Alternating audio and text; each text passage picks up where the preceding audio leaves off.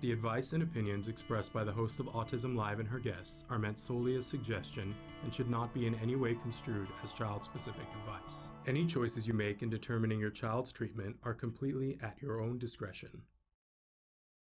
Dr. Doreen Granpeesheh is the Dr. Doreen is an expert in autism. Doreen Granpeesheh. Dr. Granpeesheh. Dr. Doreen Granpeesheh. Dr. Doreen Granpeesheh is a visionary in the field of autism. Now you can ask her questions on Ask Dr. Doreen.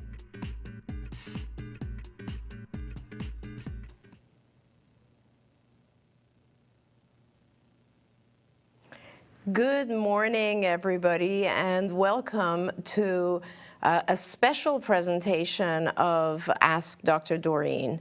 I am Dr. Doreen Granpeesheh. I am a clinical psychologist and a board-certified behavior analyst. And normally, I would be doing a show for you on Tuesdays with my friend and host, Shannon Penrod, where I answer your questions. But today, I'm doing a special kind of presentation for you on the topic of anxiety, especially anxiety in parents of children who have disabilities. So I hope that you'll enjoy the talk, and I'm very excited to talk to you about this subject because I think it's a very, very important subject for parents. And hopefully, I've never actually given this particular presentation. Hopefully, we will also have a lot of time to answer some questions online, okay? So why don't we get started and talk a little bit about anxiety and exactly sort of what it is, right? Now, how many of you can say that you've never experienced anxiety? I'd guess that's a very limited, small number of people, right? Most of us have, in some way or another, experienced some level of anxiety throughout our lives. The issue is that sometimes these anxieties they come and go, and that's a very normal thing. But over time, sometimes when something is really, causing us fear and anxiety, it can also stay and become pretty prevalent. And then when it lasts for a long period of time, it actually starts to turn into like excessive worrying. And it becomes very, very difficult for us to, put those worries aside and get on with our day-to-day lives. So these thoughts and anxieties and fears become part of our life and actually start to become so debilitating that now we have what is considered an actual disorder, right? Because it has now started to interfere with day-to-day life. And when we're in that state, it becomes almost very impossible, or it feels impossible to get control of it. And it feels like our minds are just going in circles, and as a result, we start to even, I think, avoid situations that we think might trigger further anxiety. And so over time, anxiety can often lead to isolation, which is also kind of, resembles depression. Anxiety and depression actually are like two sides of the same coin in some ways. And a lot of people who experience anxiety for lengthy periods of time are not only mentally, but also physiologically kind of burnt out. And sooner or later, it turns into pretty severe depression. So it's even, when you start to experience anxiety, it's like a very, very important phase, because that is the phase that you can actually start to pay attention and try to do things that are going to change your anxiety and turn things around before it becomes so debilitating that it starts to affect your day-to-day life. When you start to, if you don't deal with the anxiety and it goes on for some period of time, don't be surprised if you start to feel physical symptoms as well, right? So sometimes we will experience like increased heart rate, like your pulse is going fast, your heart is going fast, or even restlessness. Or a lot of people report that anxiety will cause them to have difficulty concentrating, right? And of course, the most important one, I think, which affects a lot of other physiological symptoms, is sleep. Anxiety tends to interfere with sleep in a very, very disturbing way. And of course, when you don't have sleep, that leads to a lot of other issues and illnesses. So again, just trying to kind of make sure that we all agree. Anxiety can come in a very mild form at first, but it's important to pay attention to it and to try to do things that can help us overcome it. This is kind of the state when, you know, when anxiety starts to turn into what we classify as a disorder. It's when you've lived with this sort of heightened response state for a little bit of time, right? And it becomes so debilitating that it starts to cause psychosomatic illnesses. Those are illnesses that come about, and they're very real physical illnesses, but they are generated by something in your psyche. It's your thinking and the way that you feel. Your body actually starts to feel illnesses that could have otherwise been avoided. So fortunately, there is treatment for anxiety, and we're going to talk about some of the psychological treatments today. There's also medical treatment, and I'm going to just touch on that very briefly, and I'm a big supporter of both of these types of interventions because they function in different ways, and we'll talk about that. But let's start by just talking about kind of what is anxiety and why does it even happen, right? And it's important to understand that anxiety itself is kind of an adaptive function, right? In other words, it is something that is beneficial to the human being. And we start to have, it's like an instinctual response that we start to have, and it comes from a protection of the body, right? It's your mind trying to figure out what you have to do to protect yourself. Okay, so when you start to have anxiety, one of the very first things that happens is that you activate your autonomic nervous system, actually the sympathetic portion of that, and you essentially start to have what we call the flight or fright response. Flight or flight. Fright or flight. Fright means obviously you are going to, you're so afraid of something, you're going to try to fight back and protect yourself that way. And flight, of course, means that you're going to run away. Right? You're so afraid of something that you're going to run away. And if you can think about it, in any situation that is fearful or fear-evoking, those are the two ways that you can protect yourself, right? You can either fight back or you can escape it, right?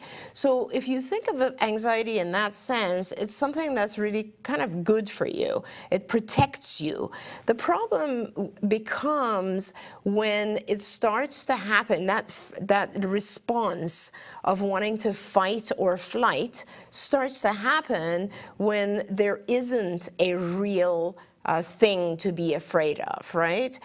So for example, let's say in the beginning, you feel like, okay, you're going to protect your body. Your mind sees someone approaching you with, let's say, a weapon, right? And you have that response of fighting or running away. And that's a very adaptive, normal thing because, hey, if someone's going to approach you with a weapon, it's appropriate for you to either fight them back or to run away.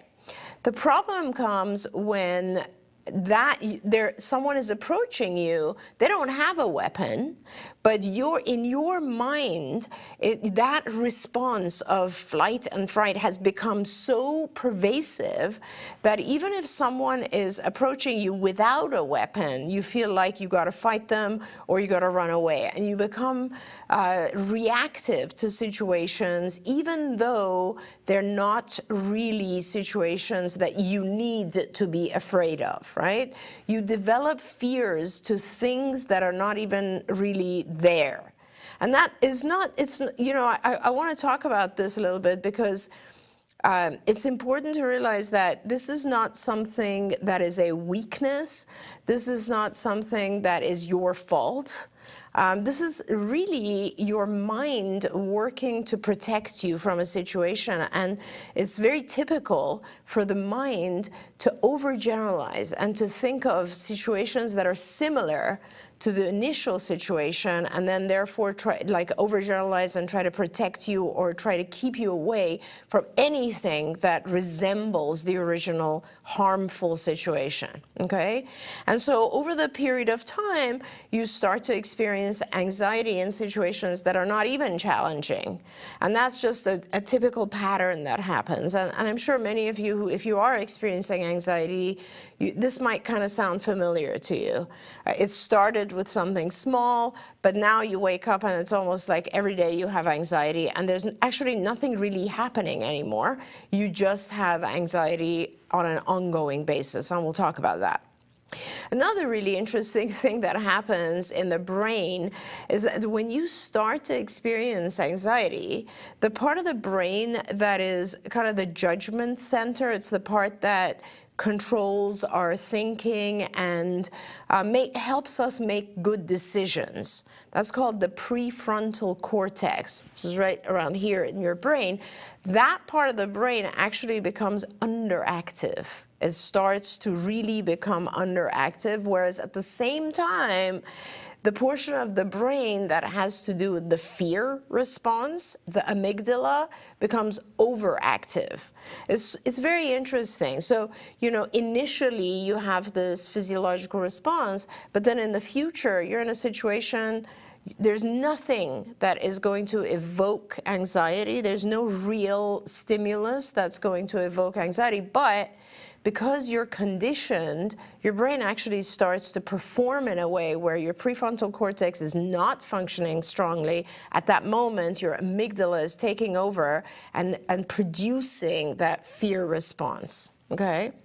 So this is a very interesting aspect of anxiety, and it's important because you come to realize that there is a physiological aspect to it. It's kind of like a circular thing.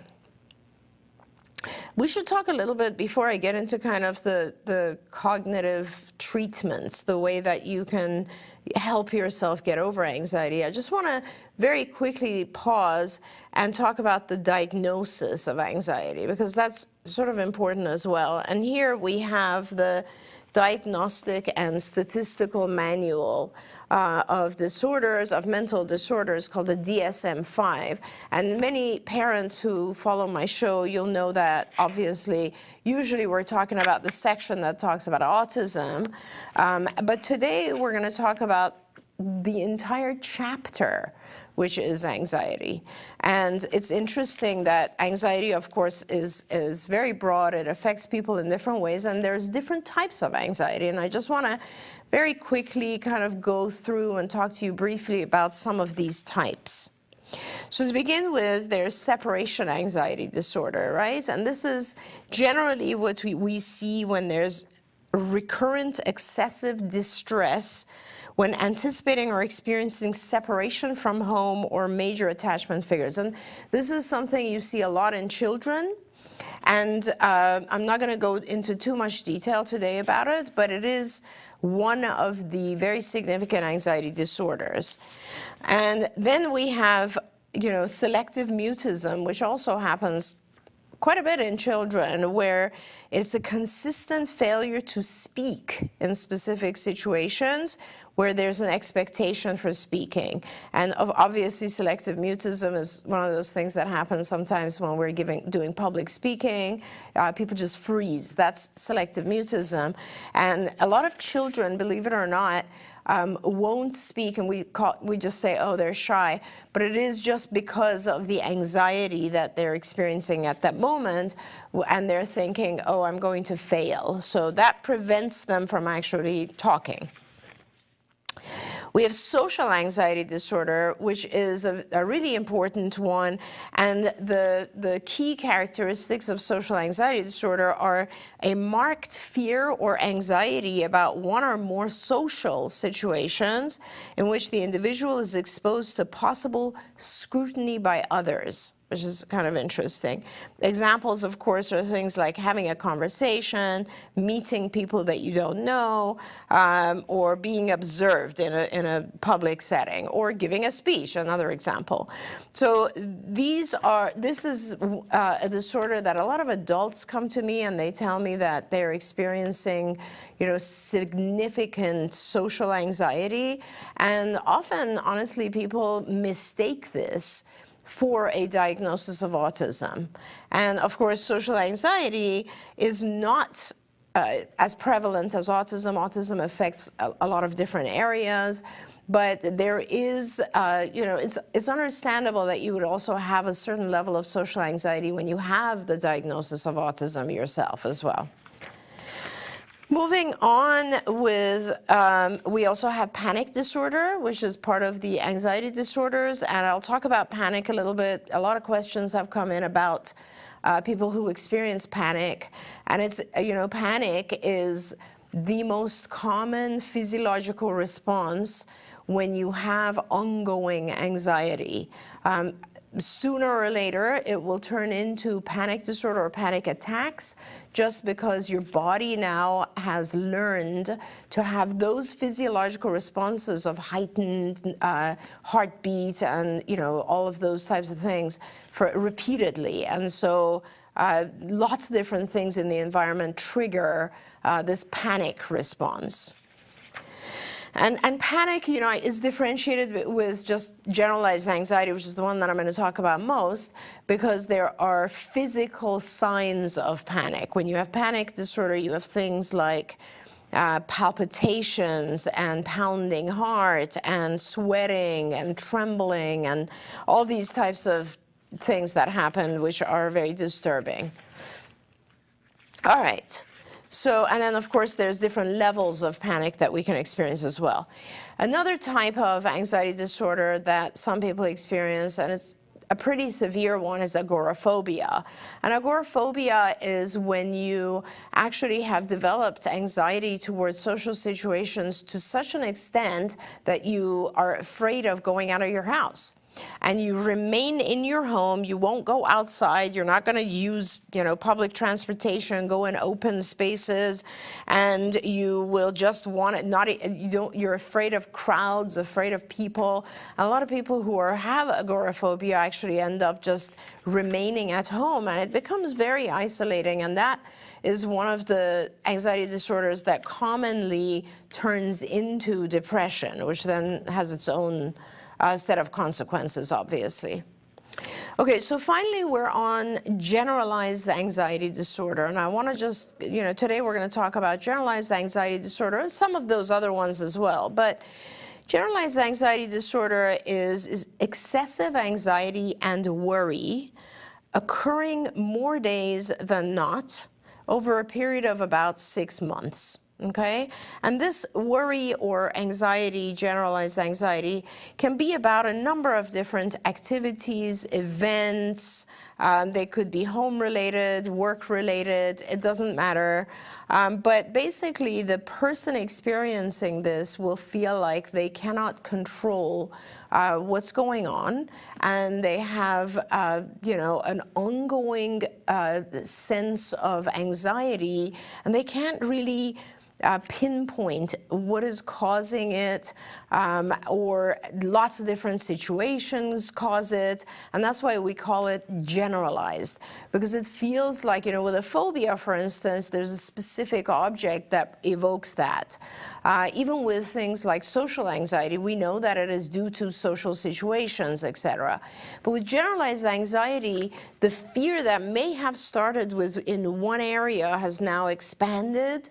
And over the course of time, most of the time, you feel restless, you have heightened feelings of anxiety and fear, you never feel quite comfortable in your skin, right? And that is, I think, a lot of what a lot of parents tell me they feel. And, it's concerning because obviously when you feel that way, it starts to have physical responses that can then be damaging lifelong, right? So now we can talk a little bit more about the things that we can do to try to help ourselves when we have these feelings of anxiety. First of all, I want to start by saying that if you feel today, when you're listening to this, or at any time, if you feel that your anxiety is so strong that it is out of control and you are afraid and you just cannot function, if it's gotten to the point where it's already at that point where it's really interfering with your life, I want you to get help immediately. You know, a lot of times, because anxiety comes on gradually, and depression also, we tend to not get help when we should. We just wait, and it becomes so debilitating that we just give up. And I don't want you to do that. So take it seriously. Don't dismiss your own feelings. Get help. And nowadays, fortunately, it is easier than ever to get help, because you can, go online and you can find a psychologist, you can find a psychiatrist, and you can look up mental health and you can get help. And there are therapists, psychologists who will actually provide treatment to you on the phone or on Zoom, and you don't even have to get in your car and go somewhere. And that's incredible, because in the old days, before we were able to do that, a lot of people who suffered with agoraphobia, it would be very hard for them to get help because they were not willing to actually leave their home to go and see a doctor. Nowadays, it's very possible to do this, and I really want you to get help, because it might not be enough to listen to a lecture like this if you are already at the point where it is causing you physical symptoms like lack of sleep or panic or whatever else might be. Please seek help. Now, there are two types of help, and this is where I just want to talk briefly about the psychiatrist and the type of help that you can get if you contact a psychiatrist. Is you can get medical help, right? And a psychiatrist will talk to you, and they will evaluate what's going on with you, and they can give you a prescription for medication that will have a pretty good response pretty fast. So most of the medications that are given for anxiety are the same medications that are given for depression, which is also interesting, right? The same medication treats anxiety as it does depression.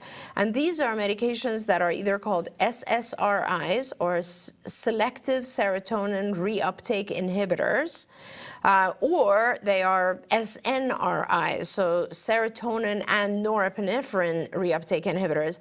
There are actually now medications that also control dopamine, another neurotransmitter. But essentially what these medications do is that they control your intake of your own neurotransmitters. And neurotransmitters are the substance that controls the way that we feel and think and so on, our emotions and our feelings in general, okay? So if you are in a place where your anxiety is debilitating, let's say you're having panic attacks, I would recommend that you actually get in touch with a psychiatrist and get on medication, because it takes roughly 3 weeks, 2 to 3 weeks, for you to really start feeling a lot better. And when you've done that, then of course it becomes super important to get in touch with a psychologist or a social worker or an LMFT, or someone who is a therapist who can then help you with techniques that are, lifelong. And I love these techniques. Honestly, every time I talk about this particular subject, and we're going to get into cognitive behavior therapy, which is sort of the primary way that anxiety is treated from a therapy perspective, I learn. It reminds me of some of the ways that my mind plays tricks. And these techniques, they're like tools, right? Once you start to talk to a therapist, and the therapist starts to reframe for you your thinking, you start to get really good at analyzing your own thoughts. And in every situation that comes up that's causing you anxiety, you will start to recognize, oh, wait a minute, I'm doing that again. I'm doing that mental trick or habit. And that's why I'm starting to feel anxiety. And let me take a deep breath and let me try to control that. And let me change my thoughts so that I don't start to get all anxious about it. And that's the key to CBT, or cognitive behavior therapy, okay?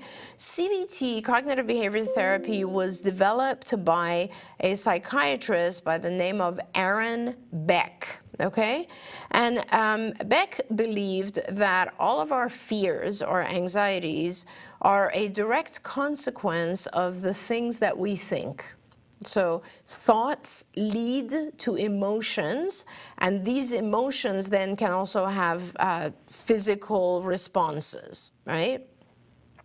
He concluded that if we're able to change our thoughts about a certain thing, that is going to change how we feel about those things. And so and this, believe it or not, as simple as it sounds, it formed the foundation of cognitive behavior therapy, which is our primary way of dealing with anxiety. And it essentially if I was to summarize it, I'd say, we are influenced more by the things that we perceive, by our beliefs, than by reality itself. So if we can change our thoughts, we can change how we respond to reality. If I change the things that I'm thinking, it'll affect how I feel about reality, and therefore it'll affect how I behave in the real world, okay? Change your perceptions and you will have different interaction with the world. Now let's take some of these examples and apply it to day-to-day life, right?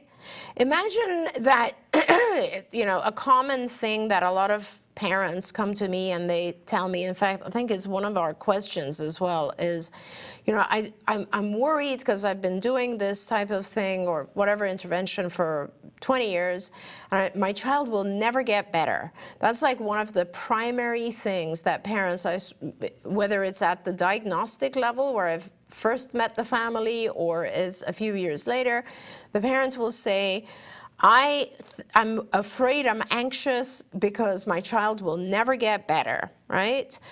And I say, well, can you explain that to me in a little bit more detail? And they'll say, well, he's never going to find friends and he's going to be alone for the rest of his life, okay?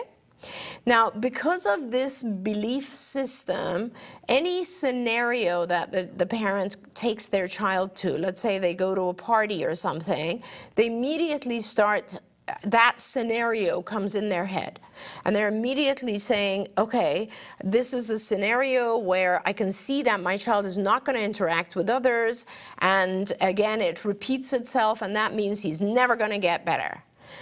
So you start to then, like, you go to a party, nothing has really happened, but you start to believe, oh my God, my child is not going to interact and he's not going to get better. And you start to actually build yourself up and have increased heart rate. And before you know it, you're having a panic attack when nothing really significant has happened in that particular situation. That might sound familiar to some of you, because a lot of times people will tell me these are the things that go on with them. So what happens? Over time, you want to avoid that horrible feeling of anxiety and panic, so you start to avoid those events, right? You start to avoid social situations, and what happens as a result of that? You've now actually brought about the thing that you were afraid of. To begin with, you were afraid that your child would not have the ability to learn to have social relationships and friendships, and you've now made sure of that because you have avoided social situations altogether, and now your child doesn't even have the opportunity to learn from those particular situations. So anxiety actually makes us bring about sometimes situations that we are afraid of to begin with. Okay. With cognitive behavior therapy, the therapist asks you to break down your belief system, okay, and evaluate what actually triggered that anxiety to begin with? Where did it come from to begin with? And why are you maintaining it? Is it really helpful to you in any way? So let's go back to our example of your child never finding friends, right? A common belief pattern we have. So let's ask ourselves, what made me believe that this particular thing to begin with? For example, am I catastrophizing? I'm going to talk about that. That's one of the kind of typical mind tricks that we do to ourselves where we think a small thing is a catastrophe. I'll come to that. Are we exaggerating negative experiences, minimizing positive things? Cognitive behavior therapy helps you identify the very exact kind of mind trick that you're doing to yourself in every scenario, and then it helps you reframe that in a way that you can try to think of it in a more positive way. And if you think of a more positive thing, you will start to feel your anxiety, your feeling of fear just dissipate. Here's one way to kind of get yourself started, okay?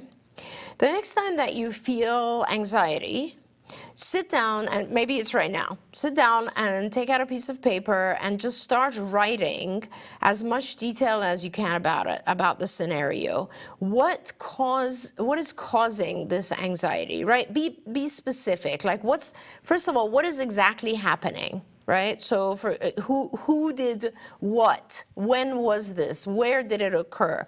Write specifically what is the anxiety that you're experiencing. Okay? For example, we went to a party and all the other kids were playing and my child covered his ears and went in and sat in a corner.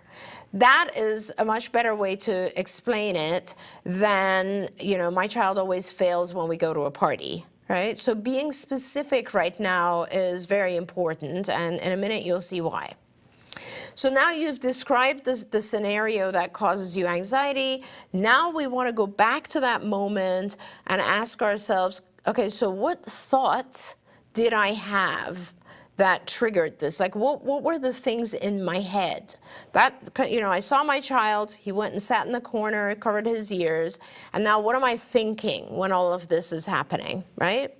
So, for example, I could say, I thought that my child is unable to handle parties, and if he's covering his ears and sitting in the corner, the next thing that's going to happen is he's going to have a massive panic attack, and he's never going to have friends because he's going to have a meltdown, and disaster is upon us, basically. These are all of the thoughts that you would have had, right? Once you start doing these exercises, you'll see that the thoughts are what are controlling your actual feelings, right? It's not what you saw, but it's what you thought about what you saw that is leading to these feelings, okay? So now you have the scenario and you have your thoughts, and now we want to write down how you feel. What are your feelings about it, and how intense are they? Well, you might write, I'm embarrassed, I'm scared, I'm almost on the verge of panicking, and it is pretty intense, especially when I go to events like this, right? So you describe your feelings about it. Okay. Now, this is the most important part of this. When you believed that your child would fail, what pattern of thinking were you engaged in? What mind trick was your mind playing on you? And this is why it becomes so important to learn about these mind tricks. They're actually called cognitive distortions, because what they do is they take a real life situation and they distort it. In your mind, we distort the thing that we see, and it becomes like this huge catastrophe, for example, or we just don't see the positive things, we see the negative things. Let's talk about these. Let's talk about these one by one, and then as we talk about them, let's also think, kind of how can I change this? How can I change the way that I'm thinking about things? Because that's the key to this type of therapy. Having a healthy mindset depends on thinking about things in a positive way and not in an anxiety-provoking way. Okay, so let's talk about these mind tricks or false beliefs or cognitive distortions. The first one is all or none thinking. Okay, all or none thinking, this is when we perceive things in extremes. We never think there's a middle ground, like it's all or none. An example of this would be something like, my child didn't interact with the other kids, so he will never learn to interact, right? Notice that the situation was, my child in this particular scenario didn't interact, but the way that we're perceiving it or thinking about it is, oh my God, he's never going to interact.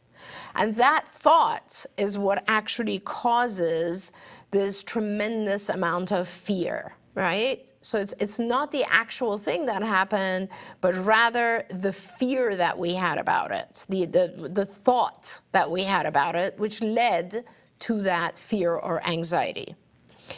And if you can try to reframe that thought in that moment, right? You might say something like, he's not interacting right now. He is putting his hands on his ears. He's sitting in the corner.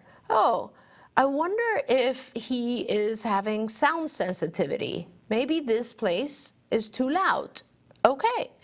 And so that doesn't evoke like a massive amount of fear and anxiety. What it does is it actually, first of all, you're being kinder to yourself because you're making sure that you're not having a huge amount of anxiety right away.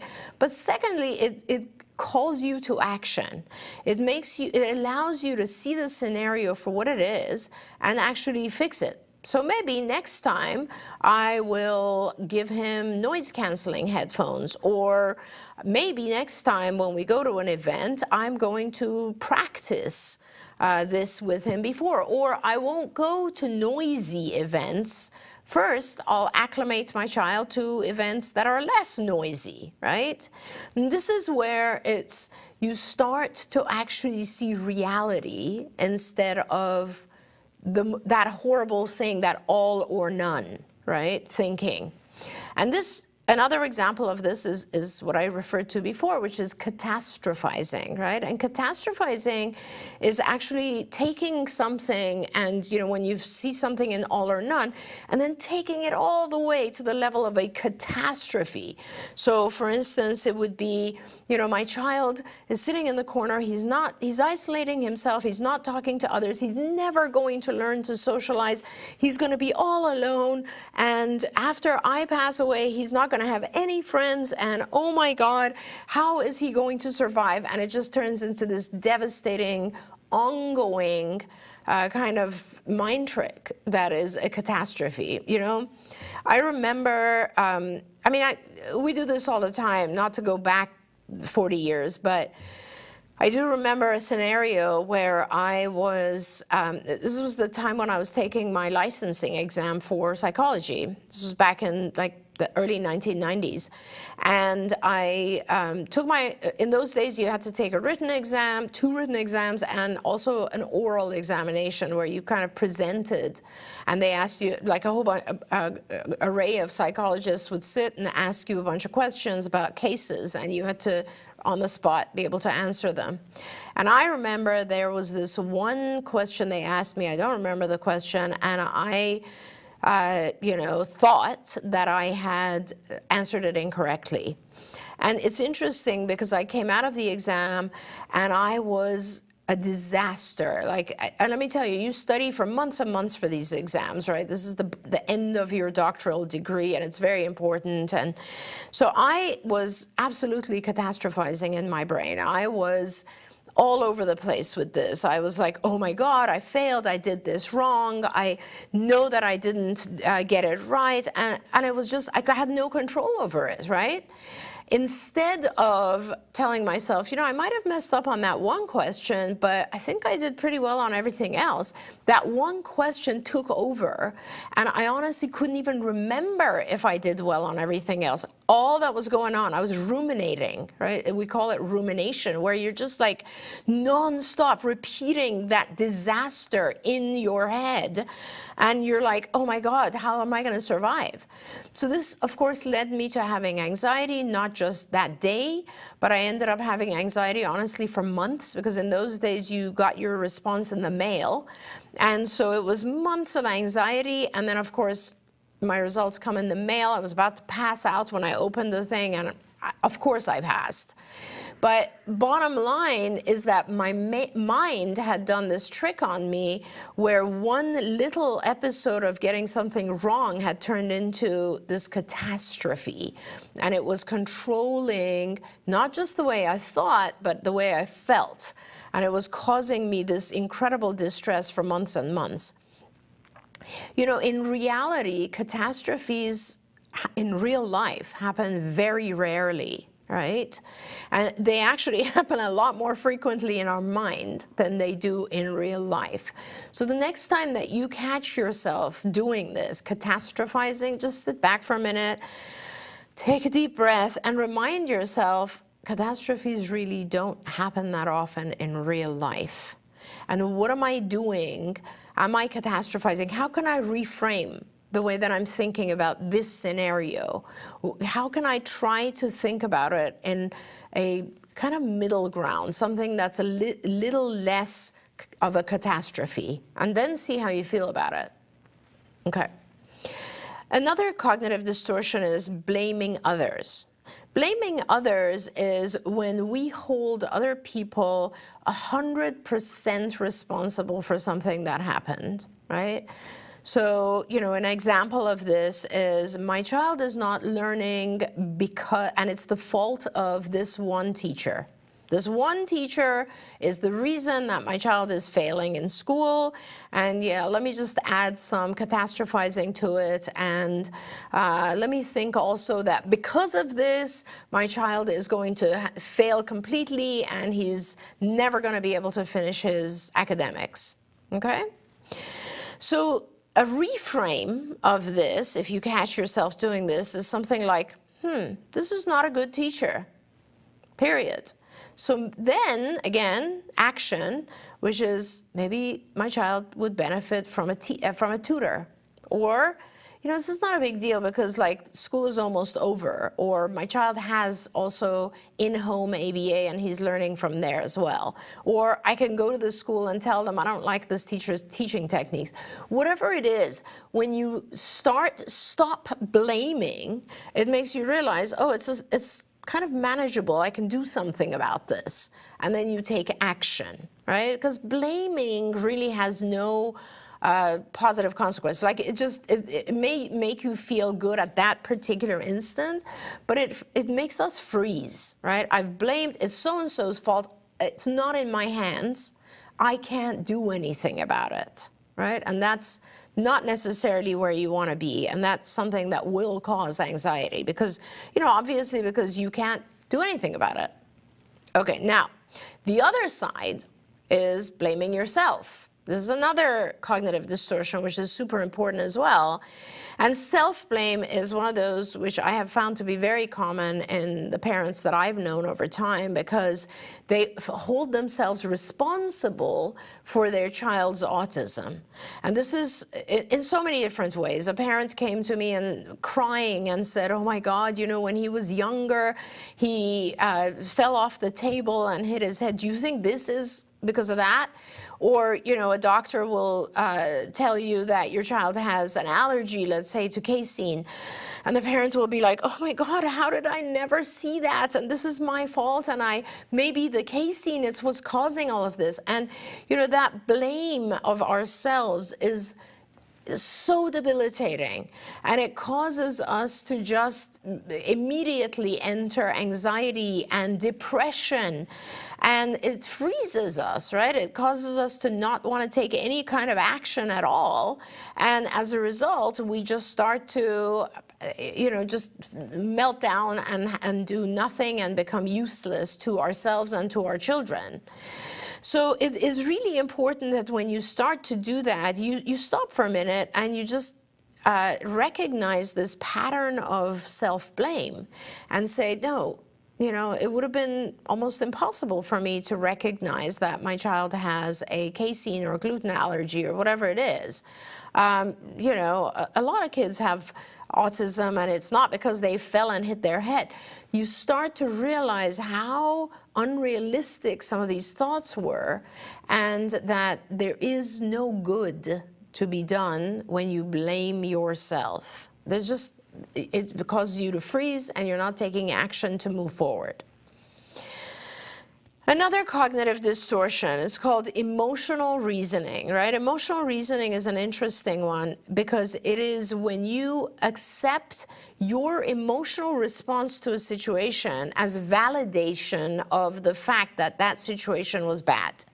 It's a little complicated. So for instance, when you get angry at something, right? You're angry, and instead of thinking through and saying, what's actually causing me this level of anger? What in this scenario?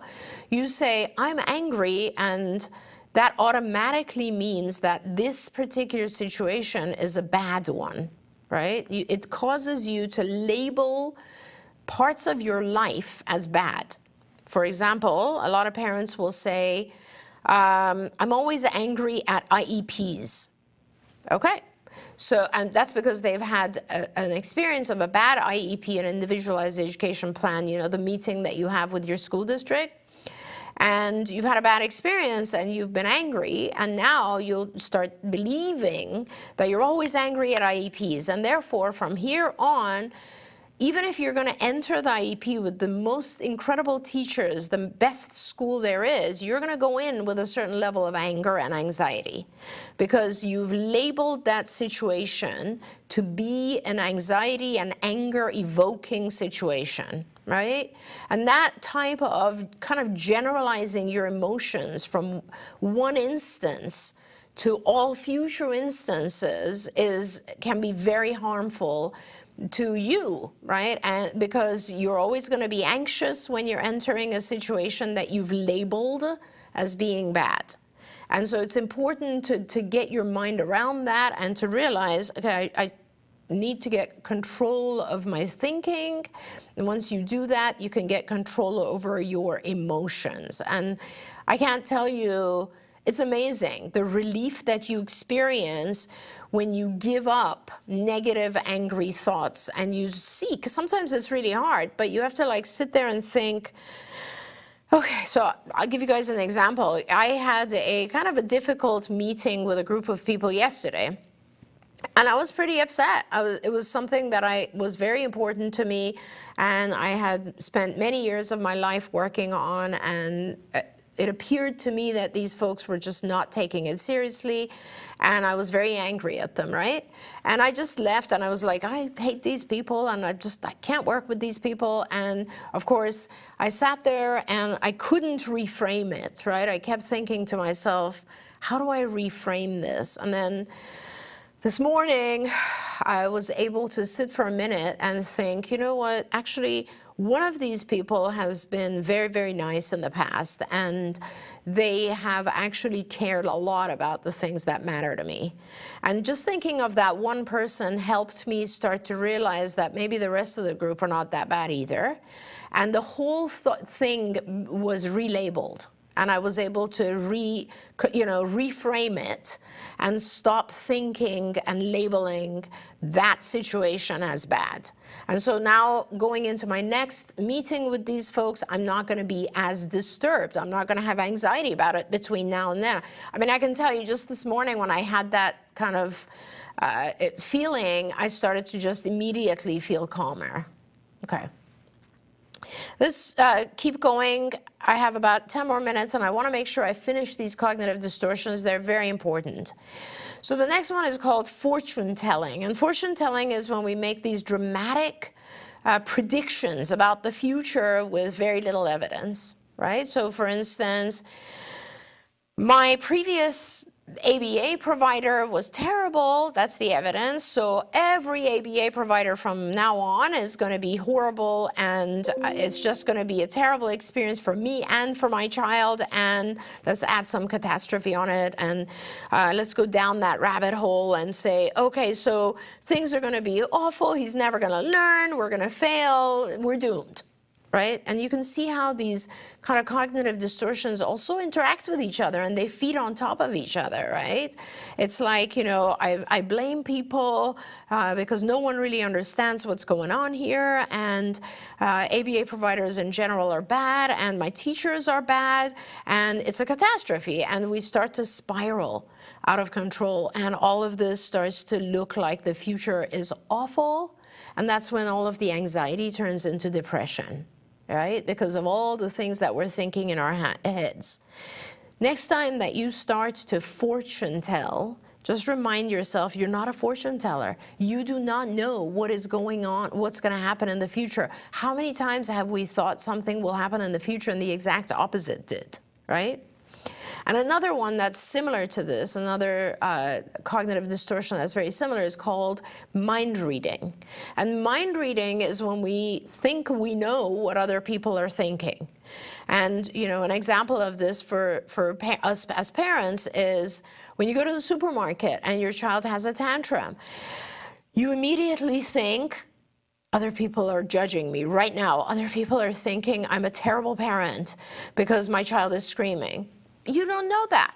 That is just, that thought of, oh my God, everybody's judging me and they're thinking I'm a terrible parent, leads you to a heightened sense of anxiety. Your heart rate goes up, and you just hate going to the grocery store. Like a small thing turns into this massive thing because of the way that you're thinking about it. How do you know? Maybe the people that are looking at you are thinking, oh my God, I remember when my child had a tantrum last week. And good job for this mom for not losing it, right? You don't know what other people are thinking, right? Sometimes you will have those people who are thinking bad things, but it doesn't mean that it is every single time.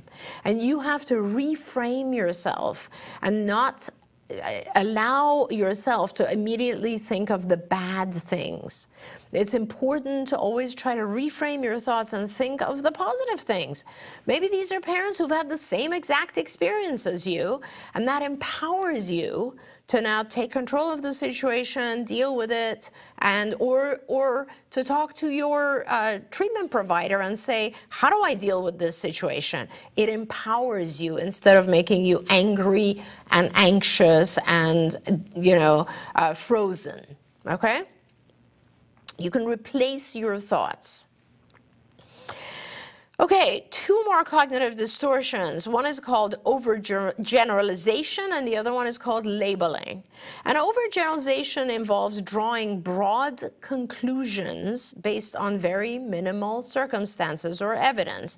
And we do this all the time, right? I mean, you have one bad experience, and then you think from now on, you're going to have this bad experience. Or you have one bad experience with a person, and you can actually overgeneralize that to all people of the same race or all people in the same occupation, right? That is overgeneralization. And that's kind of the key to this whole thing of cognitive distortions, because it shows you how quickly we take one scenario and produce this whole set of thinking around it that isn't really correct. Labeling is the same thing. We place negative labels on people based on a very small occurrence, right?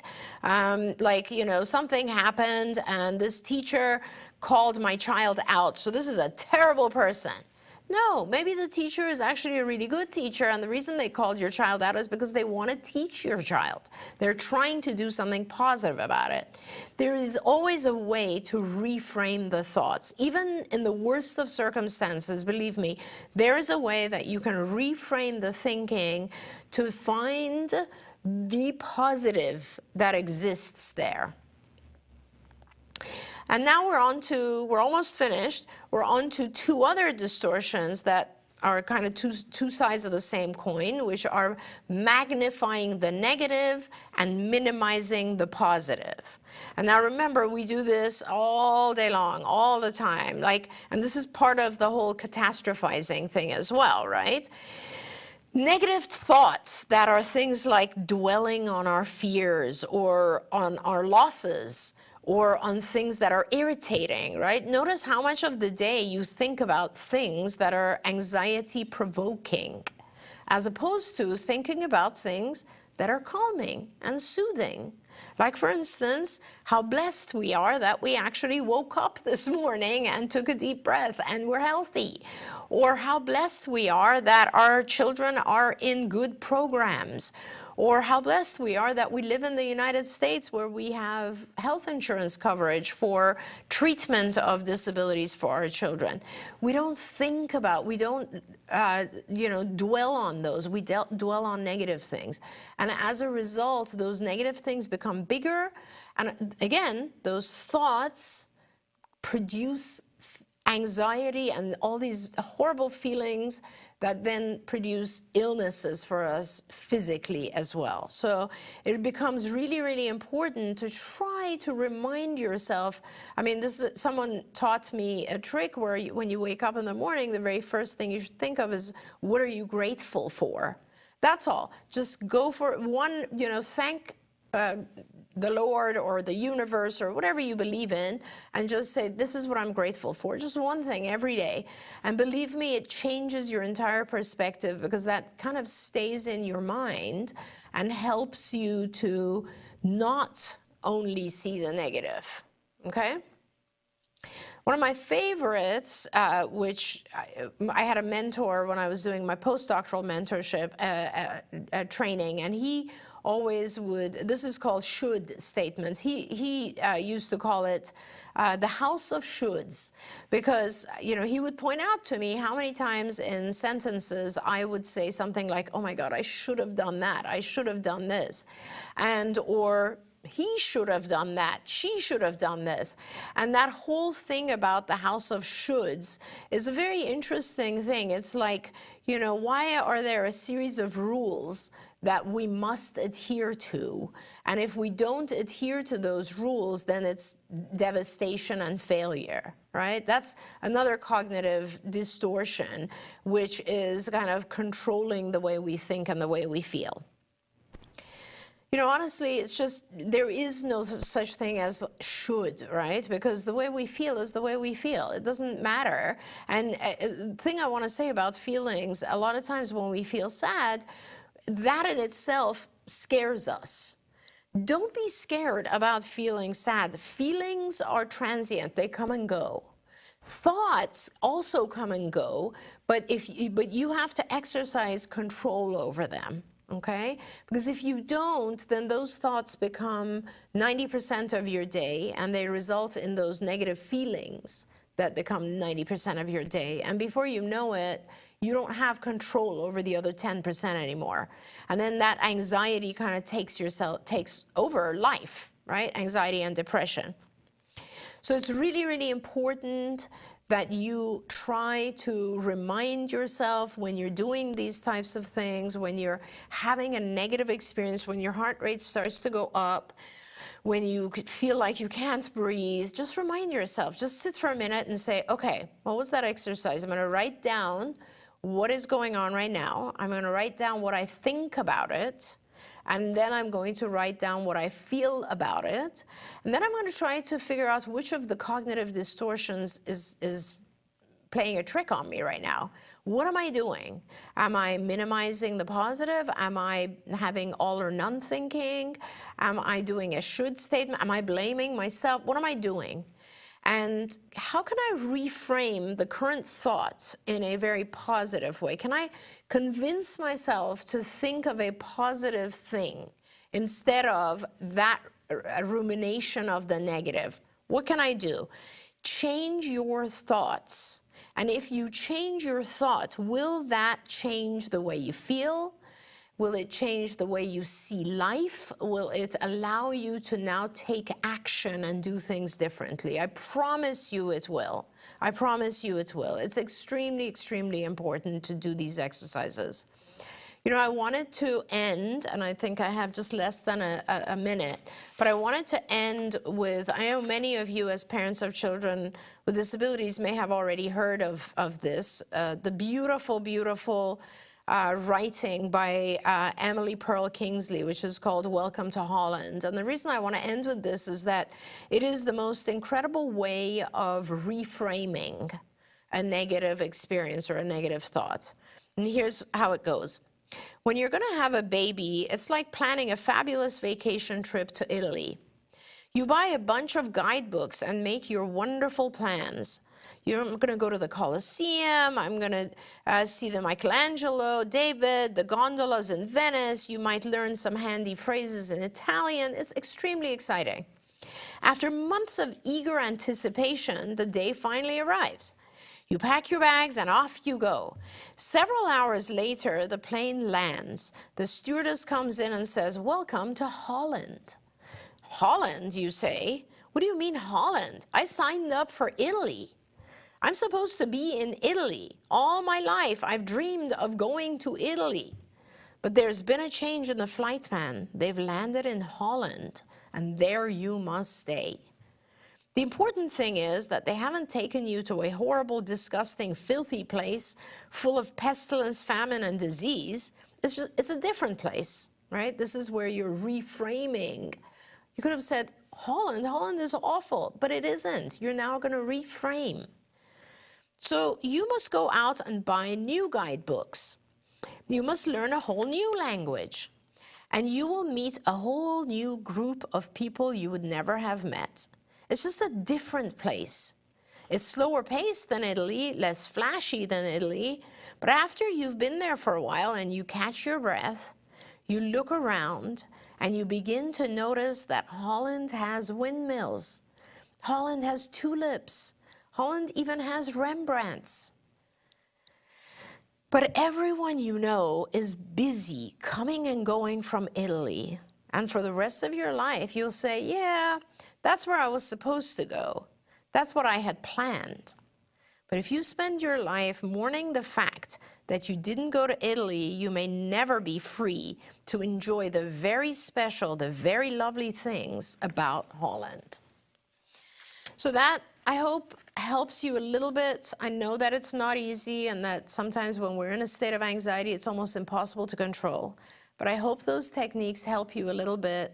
Understanding anxiety better and controlling your thoughts will control your feelings. Thank you so much, everyone. I will see you next time.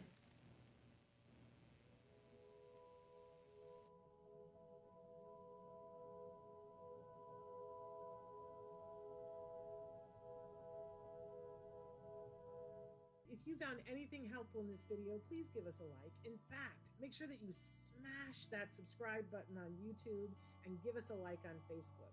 You can also follow us on Twitter and on Instagram for important updates. And please download our free podcast wherever you get your podcasts. Thank you so much. See you next time.